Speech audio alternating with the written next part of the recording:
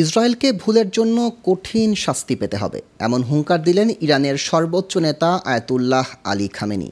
বিকেলে জাতির উদ্দেশ্যে টেলিভিশনে দেয়া এক ভাষণে এই হুঙ্কার দেন ইরানের এই সর্বোচ্চ নেতা। তিনি বলেন, ইরানিরা কারো চাপের কাছে আত্মসমর্পণ করবে না।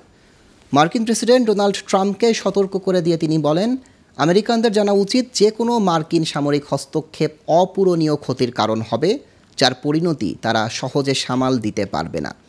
এদিকে দখলদার ইসরায়েলের রাষ্ট্রীয় সন্ত্রাসবাদ ও গুন্ডামির বিরুদ্ধে ইরানের আত্মরক্ষার অধিকার আছে বলে মন্তব্য করেছেন তুরস্কের প্রেসিডেন্ট রিসেপ তাইয়েপ এরদোয়ান।